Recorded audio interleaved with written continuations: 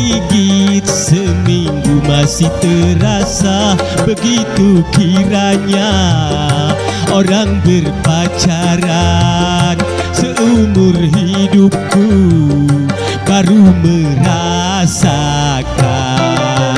Cuk bibir dikecup, berdiri si bulu roma.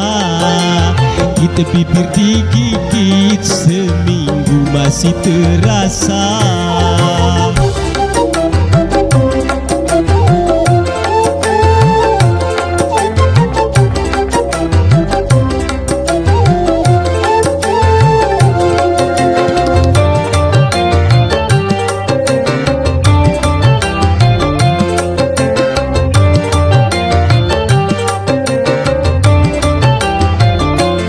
Kukira yang namanya kekasih orang yang lembut, hai selembut sutra.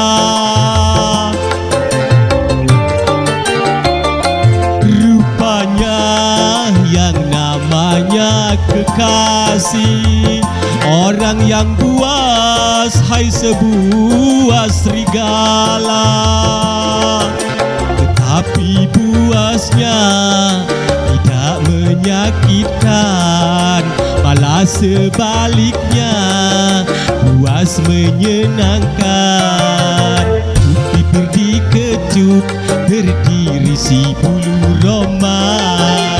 Kita bibir digigit, seminggu masih terasa. Begitu kiranya orang berpacaran, seumur hidupku baru merasakan.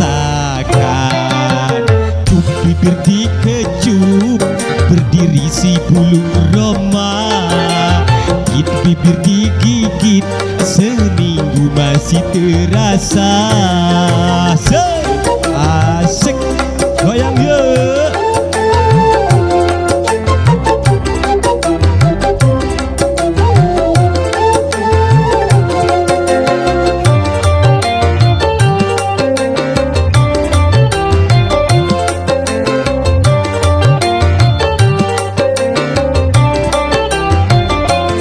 Kukira yang namanya kekasih orang yang lembut, hai selembut sutra. Asik.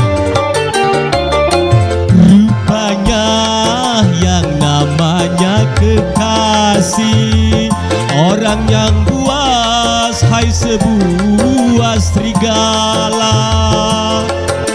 Tetapi buasnya tidak menyakitkan, malah sebaliknya buas menyenangkan. Bibir dikecup, berdiri si bulu roma. Kita bibir digigit, seminggu masih terasa. Begitu kiranya orang berpacaran, seumur hidupku baru merasakan. Cuk bibir dikecup, berdiri si bulu roma. Kita bibir digigit, seminggu masih terasa.